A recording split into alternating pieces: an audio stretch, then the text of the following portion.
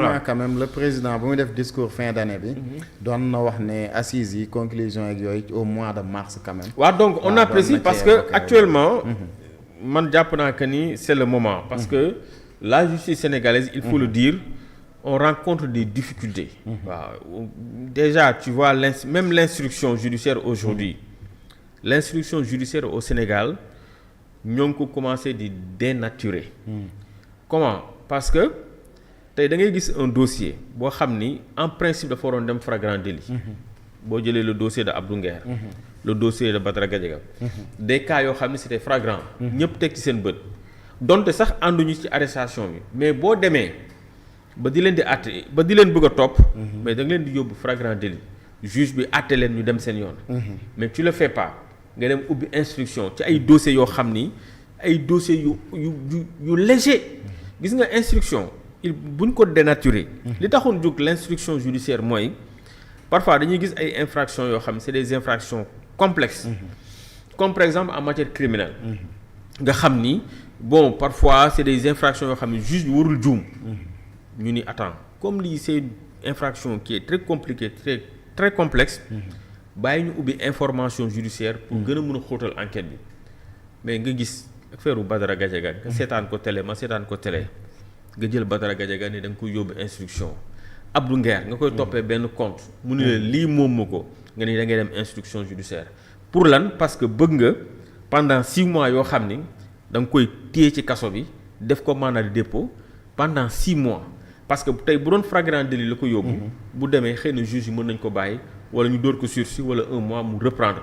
donc il ne faudrait pas que aujourd'hui que ñuy dénaturer li taxoon jóg l'instruction judiciaire parce que loolu pour man dafay nasaxal. aujourd'hui dans ce pays là mooy dernier moment yi doon nañ dégg lu bari ay convocation moom ay arrestation yu bari mais après ñu ci bari aussi on a vu que l'histoire leur a donné raison parfois mën nañ ko waxee noonu comme ñu ci mel ni ñoom Mansour Faye koo xamante ne dañu ko jàppoon traîné ko wax ko lu ne sàcc na def na lu ne moom mës a gëm ne deful dara et finalement gis nga ñu may ko liberté provisoire est-ce que genre dossier yu mel noonu souvent du wàññi crédibilité ou justice. Bien sûr moo tax temps yii maa ngi def benn poste sax doon interpeller le pôle judiciaire financier parce que bon tey boo jëlee kaaw Mansour Faye dama naan mooy exemple injustice bi gën a battant parce que pour man le pôle judiciaire financier bon c'est vrai que dans la forme c'est une excellente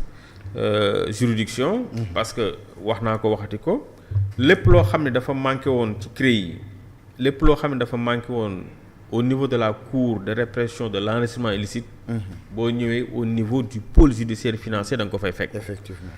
Parce que avec la CREI amuñu woon les justiciables n'avaient pas la possibilité de faire un recours effectif maanaam bu leen CREI daanee ñu saisir une chambre d'appel pour mën a attewaat mbir mi dans le fond. Avec la CREI on n'avait pas cette possibilité.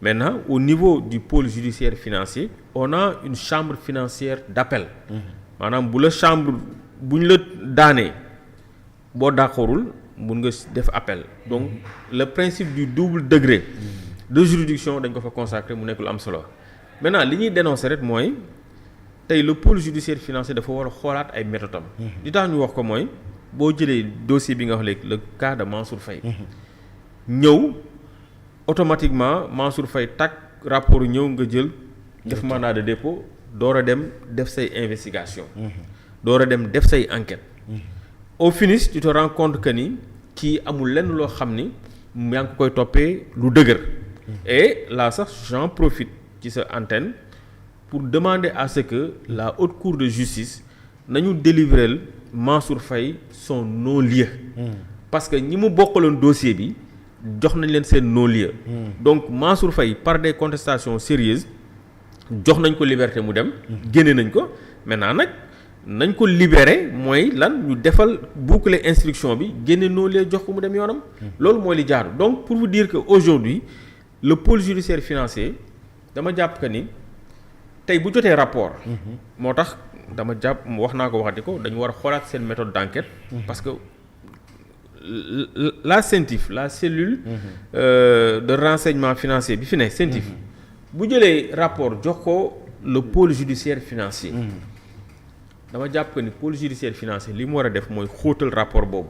def ci ay enquêtes def ci ay enquêtes parce que rapport yi nga xam ni CENTIF. parce que CENTIF aussi du juridiction bu contradictoire tout ça. mais c'est ça parce que CENTIF déjà ni ma koy faral di waxee rek benn service de renseignement financier la. CENTIF c'est un service de renseignement financier. rapport yu muy jët c'est li nga ko waxee léegi c'est des rapports qui ne sont pas contradictoires buy def enquête am sax ma sàmb du ko yëg ma demb du ko yëg. léegi bu jëlee rapport boobu jox ko le parquet financier mais li jaadu mooy le procureur financier def benn délégation judiciaire jox ko waa DIC wala waa gendarmerie ne leen xóotaleel leen ma enquête bi. léegi DIC buy xóotal enquête boobu mais la personne qui est concernée dina ñëw su boobaa di nga consacrer le principe contradictoire nit wax na leen la lii moo tax ma def ko lii nii la demee expliquer la. amaana su boobaa nit ki. bu ñu joxee rapport du procureur dina apprécier.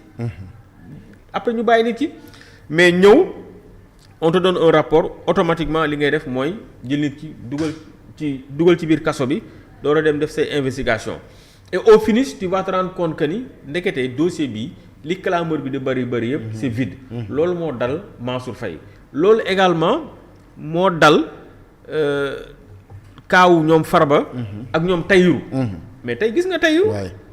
et puis li ci malheur bi mooy tu vas faire une année en détention 1 an de détention ñu yàq sa der nit ñi chaque jour ñu di la joobe et que au finish dañuy rendre compte que ni le dossier est vide mais bërki dem dégguloo fi le premier ministre Ousmane Sonko bi mu ne moom il était étonné le fait que aujourd'hui reddition des comptes bi def nañ pratiquement une année te amul benn renvoi devant la chambre de jugement mais donc c'est-à-dire tu peux pas instruire parce que bu fekkente ni bu fekkente ni les dossiers là c'était bien préparé c'était des dossiers béton ñu am ci ay preuves yu solides preuves yu leer mais je te jure que le juge d'instruction mënul def 3 mois 4 mois yoo xam ni du pare ci dossier bi. kon da nga jàpp souvent li muy tirer en longueur c'est par manque de preuves moo koy indi. mais non seulement man dama jàpp que ni ils n'ont pas assez d'indices concordants.